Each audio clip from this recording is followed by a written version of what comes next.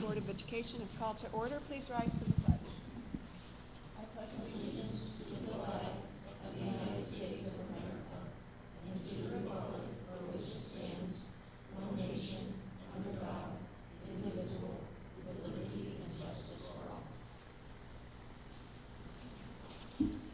Mr. Volleson, please call the roll. Mrs. Mahalis, Here. Mrs. Schneider, Here. Mrs. Click, Here. Mr. Acom, Here. Mr. Sobolski. All right, we begin tonight's meeting with special reports and recognitions. Tonight we are recognizing two students from Harmon Middle School. They are Grace Nagy and Mateo Hernandez as Rotary Students of the Month. May I have a motion, please? Second. Mr. Volleson, please call the roll. Mrs. Schneider, Yes. Mr. Sobolski, Yes. Mrs. Mahalis. Yes. Mr. Acom, Yes. Mrs. Click. Yes. Would the students please come forward and get your certificates?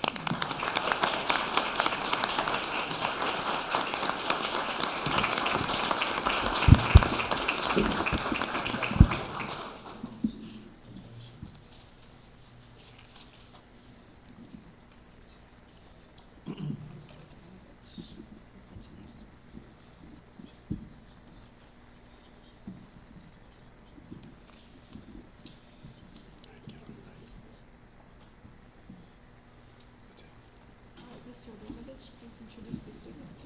Thank you, Ms. Miles. Two individuals today that are outstanding representatives and faces from Harmon Middle School. Our first up is going to be Grace Nagy.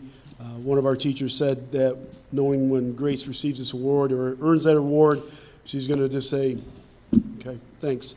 And not because she doesn't care, but Grace's mantra or belief is that that's just what she does every day. She's not looking for the awards or accolades. She's an outstanding young lady in the classroom. The way she treats individuals just makes everybody around her better at all times. So you're going to hear more about Grace at this time. So Grace Nagy. Good evening. My name is Grace Nagy, and I'm an 8th grader at Harmon Middle School. I would like to start by thanking the Board of Education, the staff, and the Rotary Club because without them, I wouldn't be here tonight. The Rotary Club is an amazing organization that makes our world a better place, which I'm honored to be associated with.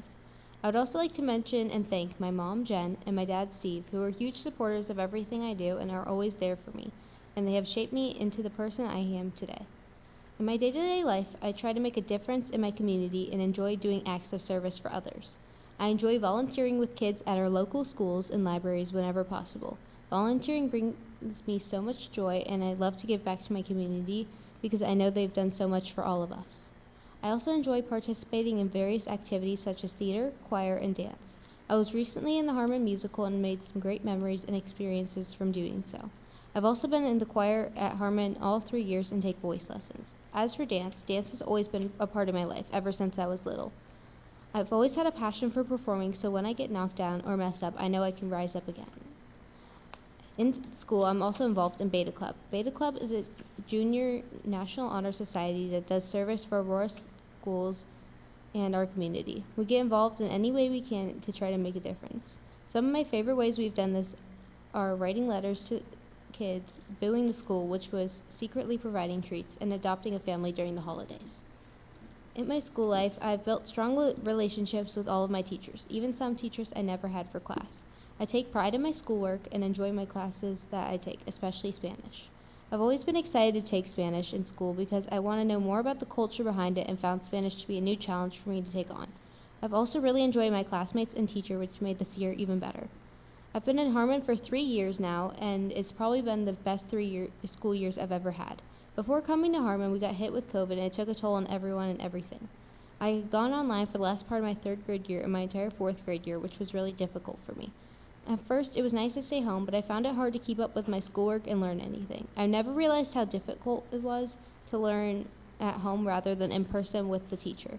I found that human connections were what was missing for me. I needed to see and talk with my friends and interact with my teachers beyond what the screen allows.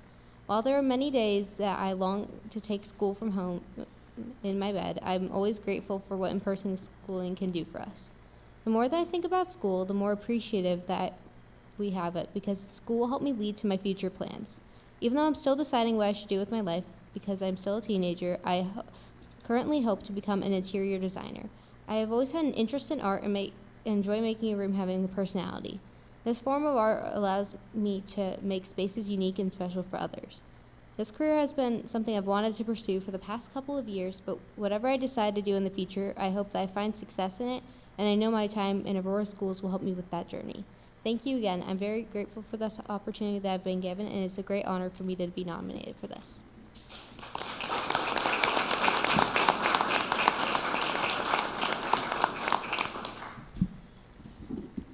Thank you, Grace. And now the next one up, Mateo Hernandez. One teacher said about Mateo is always going to be himself and say whatever he feels and wants to say. Now understand, that's not in a disrespectful manner in any way. Mateo is just one who always has a solid opinion, respectful opinion, and also at the same time wants to help every single individual in their class. Mateo is an individual that me personally, I've been able to coach and be around since he was this big. I used to be bigger than him and stuff, but and also, without a doubt, the third, the best of the three individuals that have come through here. So, I'm kidding, Liam. This is like a Hernandez tradition. I think this is the third one that has earned a Rotary Award, and it's awesome to see, like, as we vote for these individuals as a staff, and then their names come up and definitely have earned it. Mateo is one that is the most positive individual from the start of the morning to the end of the afternoon, and that's infectious throughout his classes and the activities that he's a part of. It's a wonderful opportunity to be around him in any of those facets. So you're going to learn more about Mateo Hernandez. Good evening. My name is Mateo Hernandez, and I am an 8th grader at Harmon Middle School. I would like to thank the Rotary Club of Aurora and the Board of Education for presenting me with the honor of becoming the Rotary Student of the Month for March of 2025. I am very thankful for this opportunity and for everyone who has inspired me to be a good person. I would first like to talk about my immensely supportive family. My dad, Bob, and my mom, Becky, have taught me the most about how important it is to be the best version of myself wherever I am and to always challenge myself. My dad works as a mechanical engineer, using problem-solving skills and teamwork day in and day out. My mom works part-time at a daycare as a helper in the office and the classrooms. She uses patience and kindness to work with children taking their first shots at learning. These two people have led me down an excellent path, and I am forever thankful for the support and love they have shown me throughout my life. I also have two older siblings, a brother, Liam, who is a junior at Aurora High School, and a sister, Ava, who is a sophomore at The Ohio State University. They have both guided me through life's fun and taught me things only kids can understand. They are wonderful companions in my life. I also enjoy spending time with my 8-year-old dog, Hazel. At school, I play the trombone in the band, and I plan to continue playing in the marching band in high school. I have also participated in the Harmon musical all 3 years. I've been doing a show recently in which I help young adults with special needs perform a collection of Disney songs and dances. The program is called Broadway Buddies, and it has been an excellent experience. Through working with my buddy, Cooper, who has autism, I learned how to interact with those who communicate differently. The show was yesterday, and it was amazing to see them perform in front of others. I also run on the school cross-country team as well as track and field running hurdles. One strong thing that I've had a passion for ever since I knew what it was is music. Music has played a substantial role in my life, and it has been the focus of my interests in recent years. I have been working to create my music on certain platforms and have been using skills that I've been taught through research and music classes over the years. I would love to continue making and producing music. Another hobby of mine has been learning how to fly an airplane. My grandpa is a pilot and has been sharing his passion for flight with me. I've had the opportunity to take control of the airplane, and it is always an exciting experience to be able to fly. In the future, I want to go to The Ohio State University to study music, business, and aviation. I love creating and exploring. These paths will allow me to do both. The education that Aurora Schools has provided me with has developed a strong foundation for my future years. The experiences and things that I've been able to do through this school district have been amazing. I hope to continue this and learn even more as I start the next chapter of my life, high school. Thank you again for this incredible honor. I appreciate everyone who has inspired me and helped me along my journey. I would like to leave you all tonight with one final message, a quote that has helped me push through every situation in life. Success is not final, Failure is not fatal. It is the courage to continue that counts. Winston S. Churchill.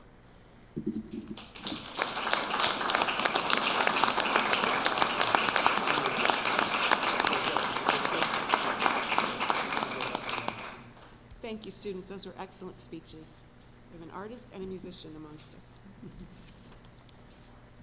And thanks to the families for coming, and anytime if you'd like to leave throughout the meeting, just feel free to do that.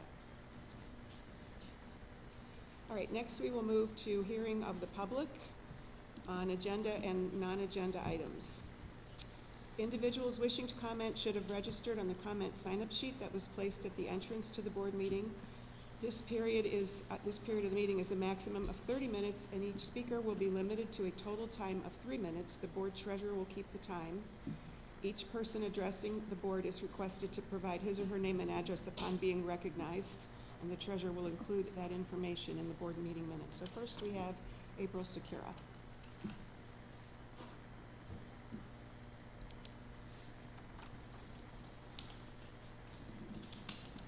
April Secura, 1064 East Boulevard. This week, March 16th through the 22nd, is the 20th anniversary of Sunshine Week, which highlights the need for government transparency and accountability. The League of Women Voters of Northern Portage County maintains year-round observers of many local public meetings to listen, learn, and make accurate and fair reports of the proceedings. Observers are knowledgeable about the Ohio Sunshine Laws, which are used to ensure transparency between the school board or the city council and the constituents that they serve. The League of Women Voters is a nonpartisan organization that encourages informed and active participation in government and educates to increase understanding of major public policy issues. The Northern Portage County League will be hosting a democracy dialogue on property taxes, bond issues, and levies on April 16th at 6:30 p.m. in this building for the public to gain clarity on those important financial issues. I have some flyers if anybody's interested in attending. Thank you. Thank you. Okay, then we have Ken, and I can't read the last name. Is it Ilg? Sorry, if I go to Aurora Schools, I can't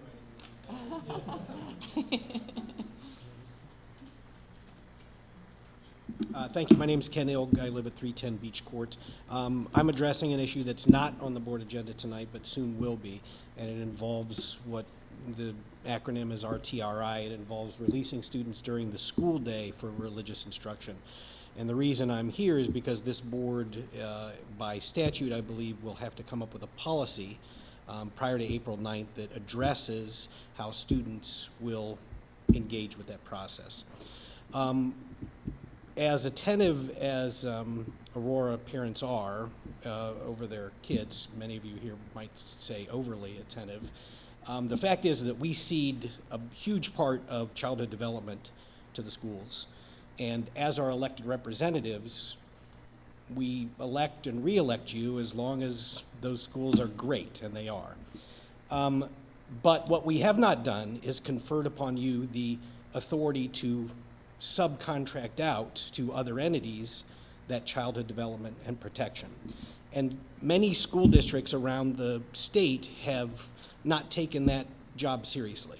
That when an organization approaches them to set up a program to pull kids out during the school day for religious instruction, most boards have not developed a policy that, in my view, protects our most precious asset, our children.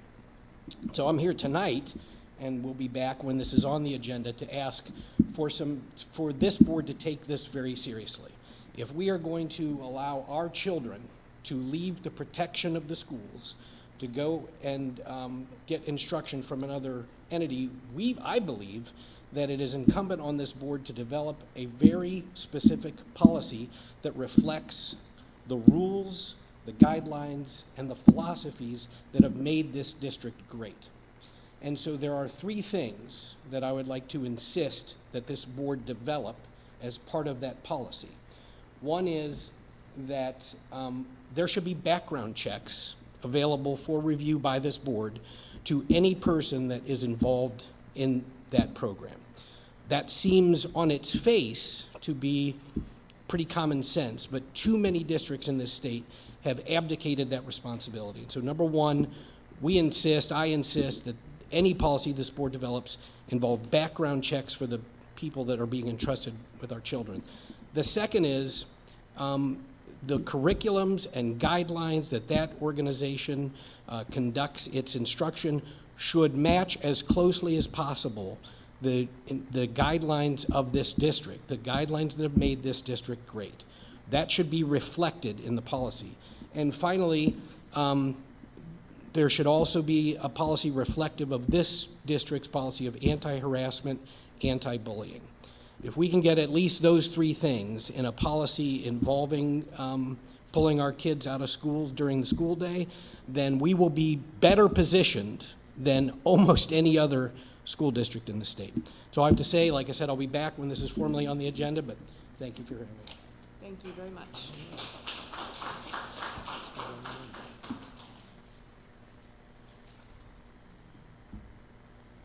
All right. Next, we will move to the approval of minutes from the special meeting of February 19th and the regular meeting of February 24th. May I have a motion, please? Second. Are there any comments or edits regarding those minutes? All right, Mr. Volleson, please call the roll. Mrs. Click? Yes. Mrs. Schneider?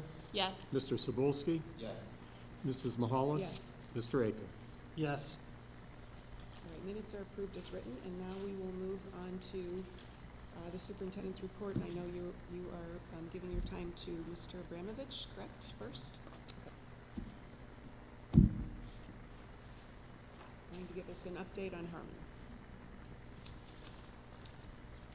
Okay. Long time no see. Okay. Thank you, Ms. Mahalis and Board of Education. So we know what this year we're doing is presenting our goals to the board and then reviewing them as well. So going through a review of our goals and an update as far as where we are at and what we are doing right now at Harmon Middle School. So as we said before, what Harmon values, obviously that's not one of our goals, but that's just a given of who we are at Harmon Middle School. So our goals going over again, providing opportunities for win. Win is what I need. This is different than the high school has it. At Harmon, we have it in 8th grade for certain individuals on a daily basis. In 6th and 7th grade, what we did is develop it this year for on Tuesdays for part of our 6th and 7th grade science classes, and then on Thursdays for our 6th and 7th grade social studies classes. We started out at the beginning of the year at 10 minutes and then worked it up to it's close to about a half an hour right now. Classes are an hour long. And during that time, again, students are able to do a multitude of things, but they know walking into those classes at that time that if they do need to work on something, they do need to get work done or go see a teacher or check in and see what is missing from them, they can at that time. We also have been taking advantage of it with our guidance counselors, amongst other things, as far as that's a great time for us to meet with our classes without having to interrupt them any further. Sort of like what the high school does with A time, but obviously not on as grand of a scale. The aligning areas for a focus of our gap, we have aligned this year without a doubt, and we've centered on our social emotional without a doubt during our gap meetings. Our social emotional needs are growing ever so. I'm fortunate that I'm in constant touch with about 30 to 35 other middle school principals, and it's overwhelming that is their number one need as well. We also have a focus on what is called Kid Talks, and I'll come back to that in a little bit. And then programs and speakers for our students to not only help make good choices, but to help us going forward. Our integration of the 6 competencies, it is something that I couldn't, and the 3 Harmon pillars: be respectful, be responsible, and be kind. I couldn't be more proud as we go into classrooms. My goal every day is to be in classrooms, minimum 10 classrooms a day. And throughout the week, I would say I hit that goal 3 to 4 times in a week.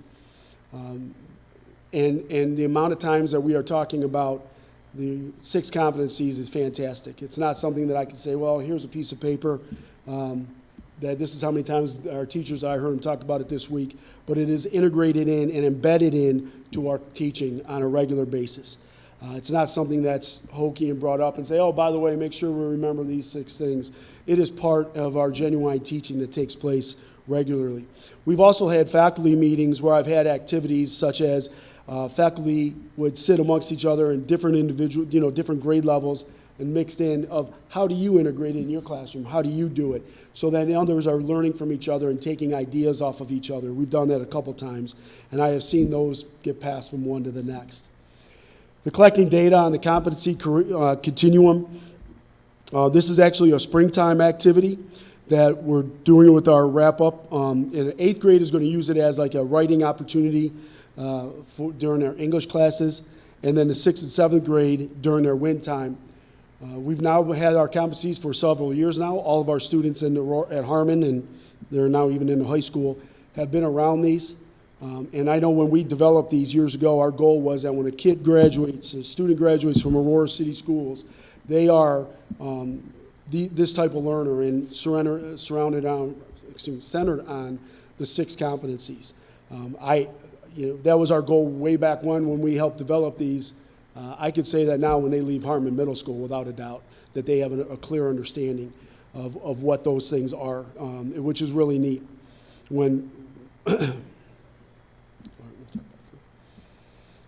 So enhancing our MTSS process, we have done a lot with our Kid Talks. Our Kid Talks, what those are we have faculty grade level meetings twice a month. And during that time, we talk about kids.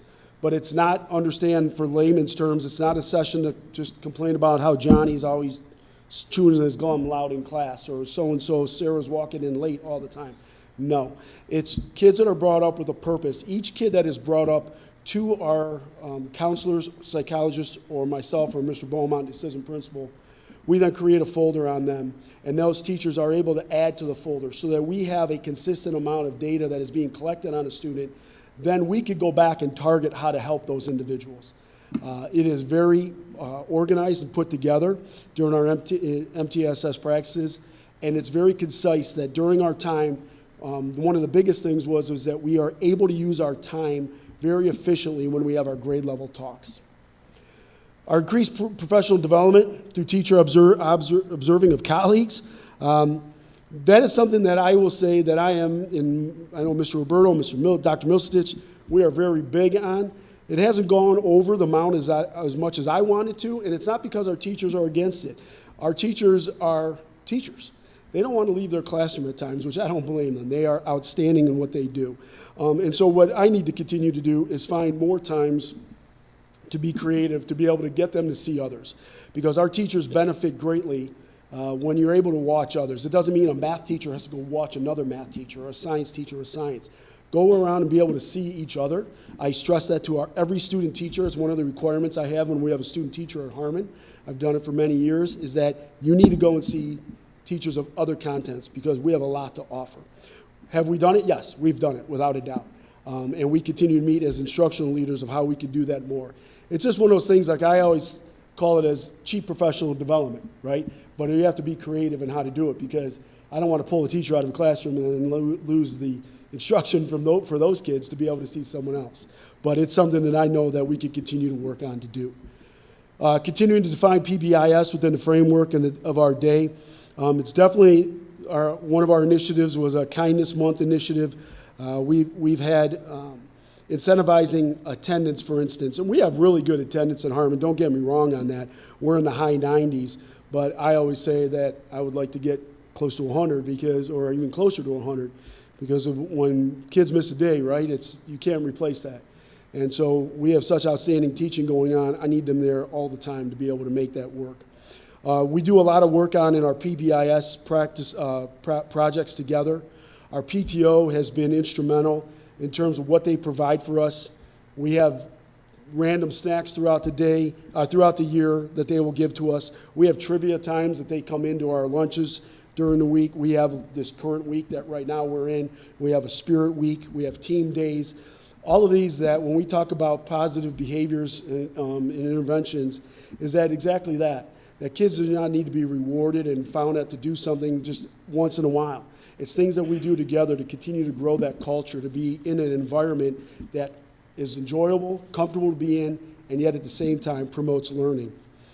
Our staff meeting focus, and that's one that we have done as our staff, as I've done, Mr. Beaumont and I have done per the, with our staff, is that we've increased, every one of our staff meetings includes professional development, a further review of our PBIS, updating and increasing our communication that I do throughout the day or week with our staff, going over policies. What does that mean? Like policies, here's our policy if a kid is not doing this or a student needs to do this. We want to keep everybody on the same page so that all the school is consistent on how we treat and react to situations. And then an open forum or proactive check-ins. Is that I don't, just like I tell a teacher on an observation that this is not the only time that you and I talk about your teaching, is that if something's going on throughout the building, we check in and we talk to each other ahead of time to be proactive with it, and then we address things together as a staff. And so overall, the goals I think are moving in the right direction. We still have a couple months left to be able to finalize a few of them. And then so there are ones that what we really like is that they're not finite at the end of the year. They're all things that can be expanded on and built upon come next year and beyond. So you'll probably be seeing some of these things again, but at a different level. Anybody have any questions for me to define anything? Nope. Thank you, board. Appreciate it. But I was going to say, you have some big staff changes coming up for this week. There's a few teachers. Yes, we have, just at Harmon alone, we have about 170 years of education, and experience that is going to be retiring. Individuals that will be sorely missed, but it's something that we've been preparing for. And I could guarantee that on August 15th, when school is open, August 14th, we'll be ready to go with an outstanding staff. So we'll be ready for it. Thank you. Thank you. All right, next is Mr. McGrath, Mr. Hurst.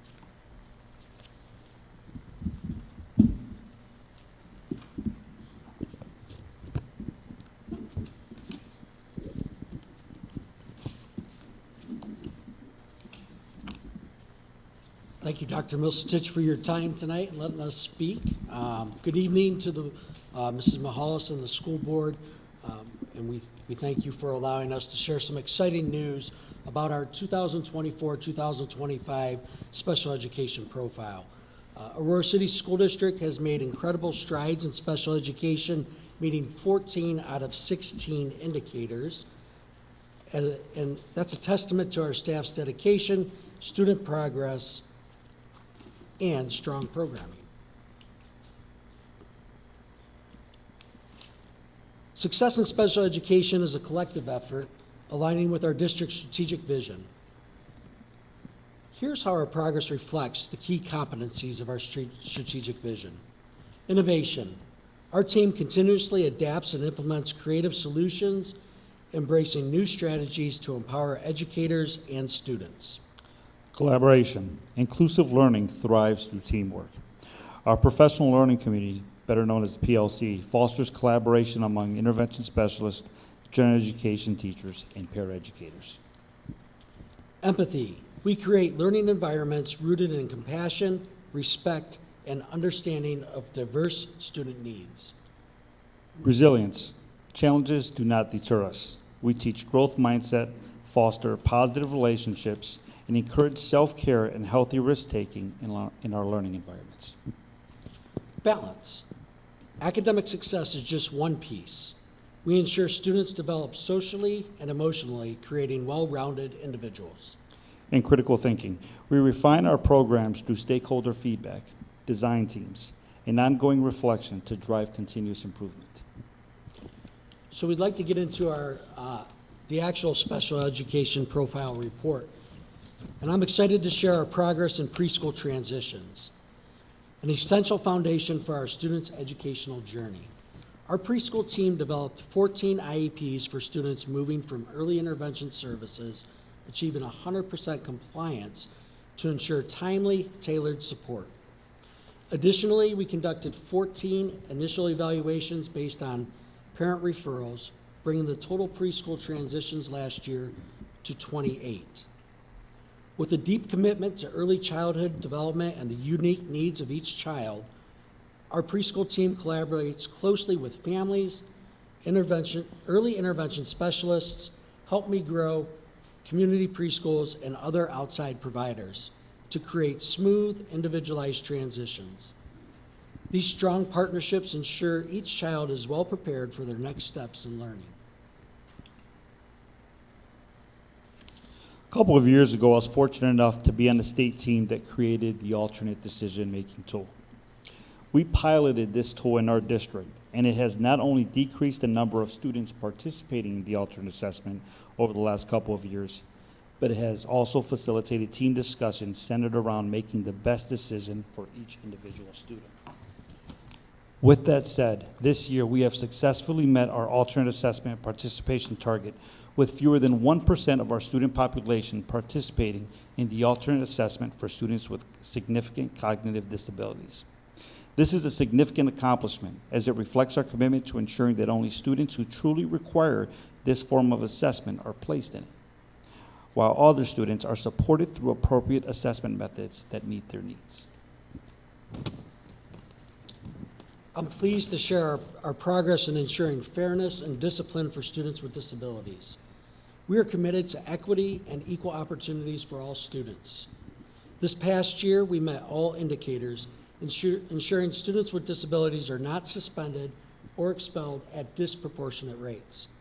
We also made strides in ensuring fairness across all racial and ethnic subgroups with our population of students with disabilities.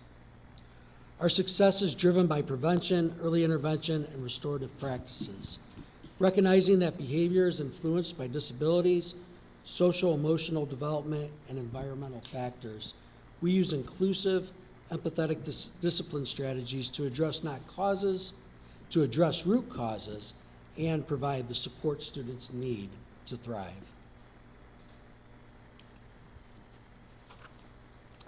In the state of Ohio, the state set forth a graduation rate for students with disabilities of 67% in 2022, 69% in 2024, and 70% in 2025. As a member of the Ohio Department of Education and Workforce, Office of Exceptional Children's Guiding Coalition, I'm very familiar with these standards. And I say that to say this. Here in Aurora, our kids are graduating at an exceptional rate. This is directly attributed to our kids' resilience and determination, teaching and learning provided by our staff on a daily basis, and the investment of education through our families. Equally important, our dropout rate is just 2.9%, with only 1 of 34 students dropping out. This indicates that the vast majority of our students are not only staying in school, but they're succeeding in reaching their educational goals. This speaks volumes of our commitment to supporting students through challenges, whether academic, social, or emotional, to ensure they reach graduation. Our resilience is evident in many strategies that we've implemented to help students stay on track, including personalized support, mentoring, and early intervention.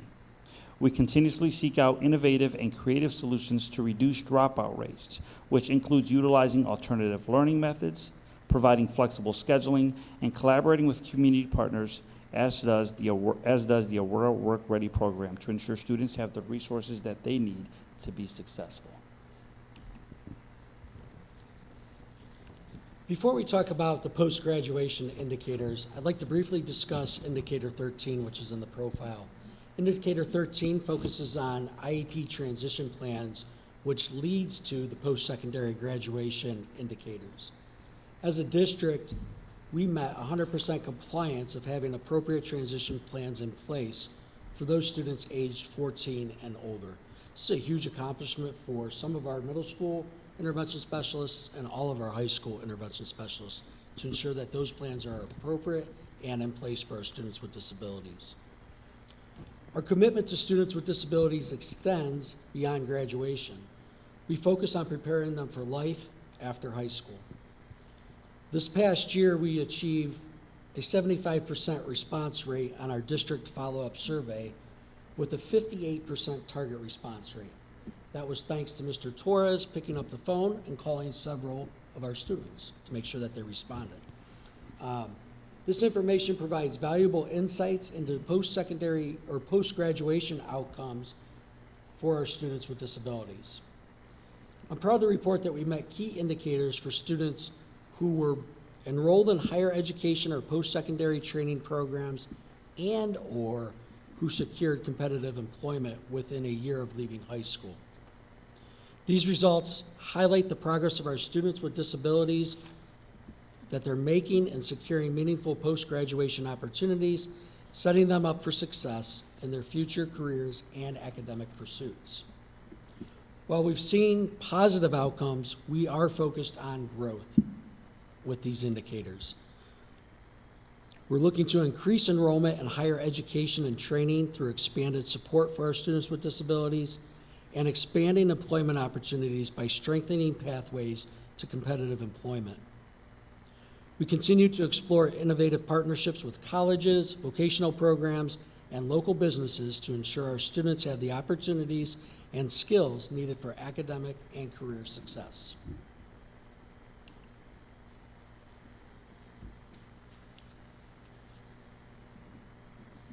All right, compliance is directly attributed to the expectations and the standards that we set within our department. I'm excited to share some fantastic news regarding evaluation timeliness. Timeliness is essential for ensuring that our students with disabilities receive the services and supports they need as quickly as possible, and I'm proud to report our success in this area. This year alone, we've achieved 100% compliance in completing all 48 initial special education evaluations within 60 days of parental consent. This accomplishment demonstrates our dedication to timely and accurate assessments, ensuring that no child is delayed in receiving the special education services that they require. These evaluations are crucial as they determine the educational needs of each student, and by completing them on time, we can ensure that services are implemented as soon as possible, giving students the best chance to succeed in their learning. As part of our ongoing commitment to ensuring equity in special education, we focus on our rating for disproportionality representation, which reflects how students with disabilities are represented in specific subgroups. This year, we were rated met but at risk for the disproportionality representation of students with disabilities in certain subgroups. Specifically, the risk ratio for Black students identified as having a disability is slightly above the 2.50 threshold, which was at 2.55 for the 2023-24 school year. While this indicates that we are at risk for disproportionate representation, we are already focusing on targeted strategies to address this issue. We are committed to reducing this risk ratio by implementing strategies that enhance equity and ensure that students from all backgrounds receive fair and appropriate support. Over the next year, we will be focusing on developing more inclusive practices, refining our approach to data analysis to prevent any overrepresentation of any specific subgroup, and fostering learning environments where every student is valued and supported. We are grateful to have had the opportunity to present the 24-25 Special Education Profile this evening, which highlights the hard work, expertise, and unwavering commitment of our staff. This profile showcases the positive impact our school district's efforts are putting forth on our students and our families. At the core of our work is our mission, to provide high-quality education and support for all students.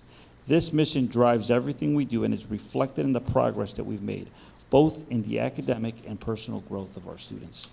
We look forward to continuing our work together to ensure that all students, regardless of their challenges, receive the quality education and support that they deserve. In closing, Victor and I just want to thank Mr. Roberto, Dr. Milsicic, all of our principals for their support, the general education teachers, intervention specialists, our related service staff, our school psychologists, and the entire Aurora community for the support that they've provided to us as the special education department. In addition, we'd like to extend a thank you to the Aurora City School Board of Education for your ongoing support of the Office of Special Services. Our continued success in special education is a direct result of the Aurora City School District's commitment to excellence. And, we feel that we're on the right path, and we will continue to push forward to doing what's best for our students. So at this time, if you guys have any questions about the special ed profile? Well, first, congratulations on getting 14 of those 16 indicators. And I wonder, could you just expound a little bit on what our responsibility is for students who graduate? You said we had 100% graduation rate, correct? Once they're out of our walls, what is our responsibility at that point?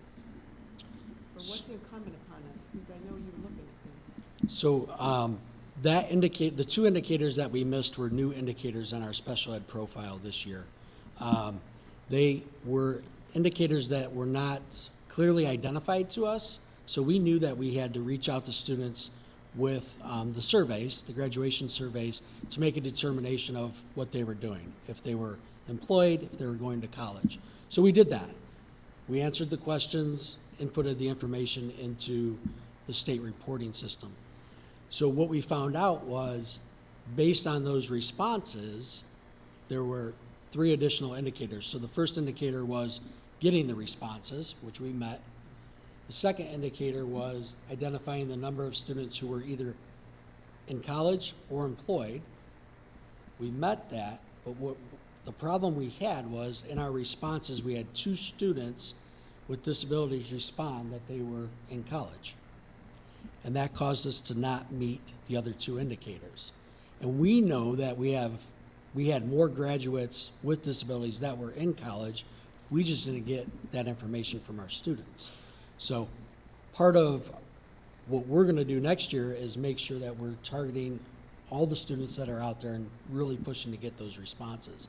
I had conversations with the director of the special education department from the Department of Education about a month ago, and I said to her, I don't know how we could be held accountable for the decisions of a student after they leave us.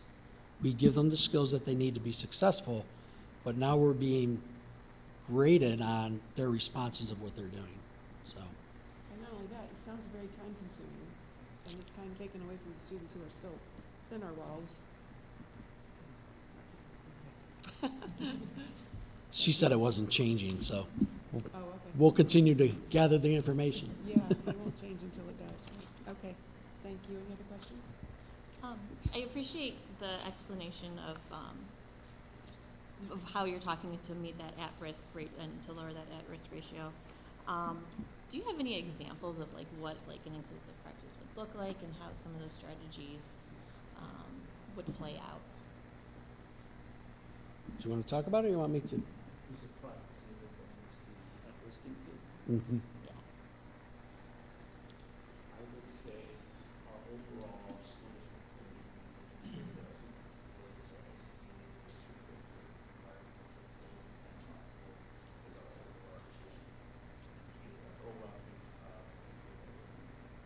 And it, sorry. To answer your question, what I did mention was I believe our overarching belief that our students with disabilities being educated in a general education classroom with their typically developing peers would be probably the most impactful inclusive practice that we currently have. In addition to that, with the risk ratio of our subgroups, is that what it was saying is that we are over-identifying a certain subgroup. So one of our practices is the MTSS process and making sure that we're putting the supports in place and seeing if a student responds to those supports prior to making an identification of a disability. So maybe providing more supports and making sure that we're really making the right decision before moving to that suspicion. Thank you. Thank you for that report. Now we will move on to Mr. Hollison's report.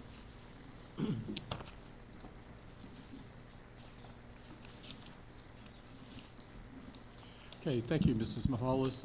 This evening, I have 2 resolutions for your consideration, and I'll start with the general fund financial report, this being for the month of February. And in the month of February, our revenues exceeded expenditures by about $9.3 million, increasing our general fund cash balance to about $18.7 million, 8 months into the fiscal year. Revenues were 54% greater than projected, and expenditures were about 1.7% greater than projected. The big thing on the revenue side, we had 4 tax advances totaling $12,500,000 from the Portage County Auditor.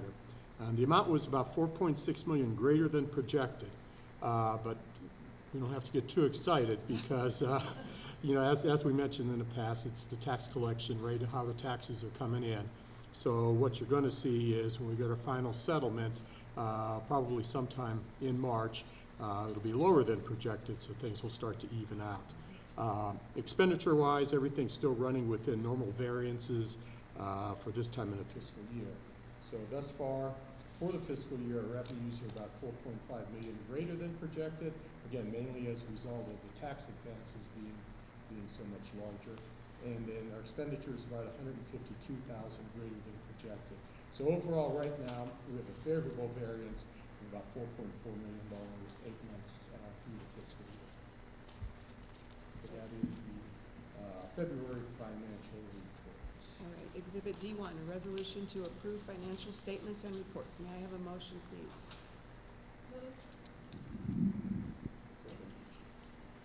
Any comments or questions for Mr. Volleson? All right, then please call the roll. Mrs. Mahalos? Yes. Mr. Akam? Yes. Mrs. Click? Yes. Mrs. Schneider? Yes. Mr. Sabolsky? Yes. And the reports are approved. The second resolution is a resolution to approve an advance. This is from the general fund to the athletic fund.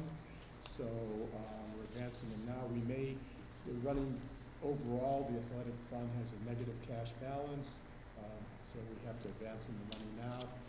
We'll see at the end of the fiscal year if we have to advance more or not, and then obviously being an advance, it will be paid back to the general fund at the beginning of next fiscal year.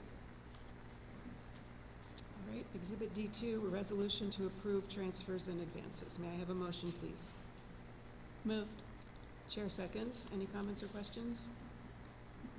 Mr. Volleson, please call the roll. Mrs. Schneider? Yes. Mr. Sabolsky? Yes. Mrs. Mahalos? Yes. Mr. Akam? Yes. Mrs. Click? Yes. All right, reports are approved. That concludes your report? Okay. All right, moving on to new business. We have Exhibit E1A, which is a resolution to accept gifts and contributions. JA Worldwide donated $250 to the athletic department for jerseys. Doomer Flowers, Cookies and More donated $20 to the wrestling program, and Paul Camelli donated $300 to the track program. May I have a motion, please? Yes, and could someone turn the lights on? Motion. Move. Second. All right. Thank you for the donations and things. All right, Mr. Volleson, please call the roll. Mrs. Click? Yes. Mr. Akam? Yes. Mrs. Mahalos? Yes. Mrs. Schneider? Yes. Mr. Sabolsky? Yes. All right, under personnel resolutions, we have Exhibit E1B1, which is a resolution to accept resignations and retirements. May I have a motion, please? Second. All right, I would just like to say there are several retirements on this list that I would like to make mention of. One is Sandy Petty, who has served 30 years in the district as a district nurse. We have Kathy Fennell, 41 years of service to the district. Currently, she's at the high school as the head cook. And then we have several teachers and an interventionist. We have Ken Brown, a science teacher, 28 years. Linda Proctor, an interventionist, 33 years. Lauren Soboleski, 27 years. That counts for, and then the Frankmans, Paul and Angie Frankman, they total almost 50 years. So there are some of Mark's 174, whatever he said he's losing.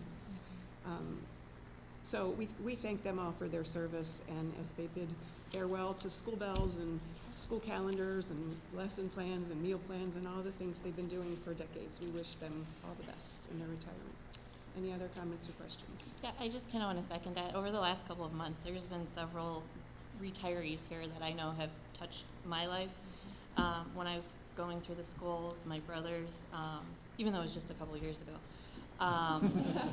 colleagues of my parents, and it's just awesome to see all this dedication to this district for so many years. We thank them. All right, Mr. Volleson, please call the roll. Mrs. Schneider? Yes. Mrs. Mahalis? Yes. Mr. Akam? Yes. Mrs. Flick? Yes. Mr. Sabolsky? Yes. All right, then with that objection, I'll take E1B2 through E1B8 as a group. I'll read through them first. E1B2 is a resolution to employ licensed substitute teachers for this current school year. Exhibit E1B3 is a resolution to employ long-term substitute teachers for this school year. Exhibit E1B4 is a resolution to award supplemental activity contracts to district personnel. Exhibit E1B5 is a resolution to award a teacher a one-year limited contract. Exhibit E1B6 is a resolution to approve the introductory appointment of support staff. Exhibit E1B7 is a resolution to employ support staff. And Exhibit E1B8 is a resolution to award supplemental activity contract to non-district personnel. May I have a motion? Second. Any comments or questions on those resolutions? Mr. Volleson, please call the roll. Mr. Akam? Yes. Mr. Sabolsky? Yes. Mrs. Schneider? Yes. Mrs. Flick? Yes. Mrs. Mahalis? Yes. Resolutions are approved. Exhibit E1B9 is a resolution to award 2 new administrator contracts. One is to Chris Wingler, who has been with us for some time, but she's taking on a new role. We congratulate her. And the other is Brian Schiraldi. May I have a motion may I have a motion, please, first? So moved. Second. All right, so I jumped the gun there on Chris. Thank you for being here and congratulations. And then to Brian Schiraldi, happy to welcome you officially and publicly tonight. We were very impressed with your preparation through the interview process and your knowledge and your experience in having worked in different kinds of districts than ours. And we were also very impressed with your enthusiasm. Very enthusiastic for a numbers guy. So we welcome you, and if you'd like to take just a moment. Well, first we'll vote. Yep, let's vote. And then we'll. Mr. Volleson, any other comments before we vote? All right. Mrs. Schneider? Yes. Mrs. Mahalis? Yes. Mrs. Flick? Yes. Mr. Sabolsky? Yes. Mr. Akam? Yes. All right, you're in, and now if you'd like to. Yeah, I just want to thank the board for this opportunity, and everyone involved, Mr. Balls, Mr. Rosenthal. I'm very excited. Oh, thank you. Just people at home can hear you. Yes. too. Again, thank you to the board for this opportunity, Mr. Vols and Mr. Milsatich for being part of the interview process. I am very enthusiastic about getting started here. From everything I've done a lot of research, and it seems like an amazing community. I've been up here a number of times since even just applying for the job. So I'm excited to get started here in August, kind of get to know the community even better, get to know the staff better. It's been fantastic being here tonight, seeing so many people in the audience and participating in the board meeting. It's truly great to see. So I really am excited to get up here and get to work with everyone here. So thank you all very much. I appreciate it. Thank you.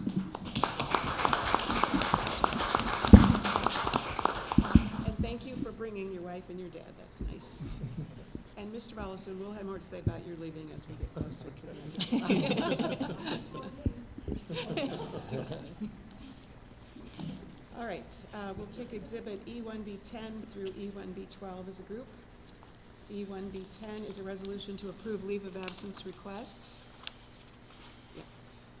E1B11 is a resolution to employ support staff substitute for this school year. Exhibit E1B12 is a resolution to employ part-time support staff. May I have a motion for approval? Second. Any comments or questions? Mr. Volleson, please call the roll. Mrs. Mahalis? Yes. Mrs. Flick? Yes. Mr. Sabolsky? Yes. Mrs. Schneider? Yes. Mr. Akam? Yes. All right, resolutions are approved. Exhibit E1C is a resolution to approve an out-of-state and overnight trip for the choir. May I have a motion, please? Moved. All right, are there any comments or questions? We have all the pertinent details. Second. Oh, sorry. Any comments or questions? Yeah, okay. All right, Mr. Volleson, please call the roll. Mr. Cebulski? Yes. Mr. Akam? Yes. Mrs. Clegg? Yes. Mrs. Schneider? Yes. Mrs. Mahalis? Yes. Exhibit E1D is a resolution to approve payment in lieu of what our regular bus transportation is. May I have a motion, please? Second? Any comments or questions? Mr. Volleson, please call the roll. Mrs. Mahalis? Yes. Mrs. Clegg? Yes. Mr. Akam? Yes. Mr. Cebulski? Yes. Mrs. Schneider? Yes. Exhibit E1E is a resolution to authorize electricity purchasing agreement, which I think Mr. Volleson is going to talk to us about. Okay. Oh, can I have a motion? So moved. Second? All right, Mr. Volleson. Yes, our electricity contract is coming up this year. Previously, we were with the Ohio Schools Council group, Power for Schools, and we've kind of been with them for a good while now. And we received a proposal from them, but we also went out through Interconnex. This is a company that goes out and bids the electricity contract separately. Different school districts have utilized them. Among them are Solon, where Mr. Akam works. Brecksville uses them. Revere, Olmsted Falls. There's a number of school districts in northeastern Ohio that use them. So through the process, they came up with a price. We'll have a fixed price, which is lower than what we'll receive through the Ohio School Council. And it'll be through Smartest Energy. They're based in Syracuse, New York, I believe, and the contract that is attached to it. And overall, this is going to save us nearly $19,000 over a 3-year period. So not a decent amount of savings, and $19,000 is obviously a decent amount of money that we could save on the electricity purchase. If you want to compare it to what we have been paying for the last school year, this technically would have saved us over a 3-year period nearly $70,000 based upon what we currently have been paying. So the price is good, and even in comparison to what our current price is in a time when the electricity prices are rising. So that's why we kind of had to get this together here at the last moment, because prices are kind of changing on a relatively quick basis now in the utilities market. Okay, thank you. Any questions? No questions, just a comment. I just wanted to thank the administration for their willingness to look outside the traditional savings program. I think that can be a scary proposition sometimes, but I think this is a smart decision that'll allow us to save some important dollars as we continue to move forward. So, thank you. All right, please call the roll. Mr. Cebulski? Yes. Mr. Akam? Yes. Mrs. Clegg? Yes. Mrs. Schneider? Yes. Mrs. Mahalis? Yes. All right, Exhibit E1F is a resolution to approve the purchase of fencing for Veterans Stadium. May I have a motion, please? Chair seconds. Did you want to say any, I know you told us about this. Yeah, just to clarify, typically, and this will actually lead to the discussion, so it's probably good Okay. to mention it. Typically, if we have something that's a bid or it's a cost under $25,000, we don't come to the board for that. You guys have given us that permission to do so. And that's where this project started. Last week, folks were coming in and working on it, and there were a couple things that, as we talked to Great Northern Fencing, that we wanted to do extra beyond, which took us over the $25,000, which is why we're here to get your approval for this resolution to cover that difference. One of the things is basically cleanup and a removal of some of the fencing that ended up being upgraded, I guess, in some areas. So we're not only adding fencing, but improving some of the fencing around the stadium. The fencing that we're adding under there, by the way, is set to help us not only protect the stuff that is stored under there, but to be honest, keep the kids out from behind the stadium during football season. And it's worked. We had temporary fencing earlier, and now that we're using the permanent fencing after like 2 years of temporary fencing that we've used. The other is to put in they're called, what are they called? Wind slotting in the fence. So it'll make it look nicer. You're not seeing through the fence, but it's just like blocking. So the things that are behind there, plus it protects what's there, and it keeps curious eyes out from, be there behind there. So those are the two things that did take that over the $25,000 level, which is why we're here for your resolution. Okay. Any questions? So then this 33,000 amount, that's for the total price and not Yes. additional? Correct, Okay. yes. That takes us for our total, which is over the 25. Yeah. All right, Mr. Volleson, please call the roll. Mrs. Schneider? Yes. Mr. Akin? Yes. Mrs. Mahalis? Yes. Mr. Sabolsky? Yes. Mrs. Clerk? Yes. All right, so then we have a discussion item, which is Board Policy DJC bidding requirements, which we will vote on next month. I take it, did you want to say anything about it? Yeah, just to kind of clear up with this, so when we upgrade our policies, one of the things that we'll do is we'll put in green some of the things that we're adding. And you'll see there's like 3 or 4 pages of green on this particular policy. But part of the reason we did that is as we were working with this policy, looking at it, and then comparing it to other districts, we noticed that a lot of districts were putting a lot of their other policies which mention bidding all in one place. And so that's kind of what we did. We actually took about 9 different policies and put them all on this one, which is why you'll see there's like 2 or 3 pages, but it'll include things like, the then and now certificates or the soliciting of bids or the lease purchase agreements, that sort of thing. So they're all under one policy. So that's one of the reasons you're seeing that extension. The other is related to actually what we just talked about. The state has raised the cap of what we were allowed to go from 50,000 to 75,000. We've always been below that cap. We were around 25,000 when the state was saying 50. What we're recommending in this update to the policy is to raise that cap from 25,000 that we have to 50,000. So when we have a case like the fence, in this case, that pops over that 25, we won't necessarily have to come back to get your approval for something like that, which might hold up a job or something of that nature. So that would be something that the board would want to discuss and decide for next month on approval of this resolution to allow that. Okay, so we need to think about that. And read through this. All right, are there any board items? Is Mr. Ilks here? Before I adjourn, I'm going to ask you if you'd come back after the meeting and give me either your email address or your phone number so somebody can get back to you, and if April's still here, I know how to get hold of her. All right, may I have a motion for adjournment? Second. Mr. Volleson, please call the roll. Mrs. Clerk? Yes. Mr. Akin? Yes. Mrs. Schneider? Yes. Mrs. Mahalis? Yes. Mr. Sabolsky? Yes. Meeting is adjourned. Thank you all for coming. 8:02. Yep.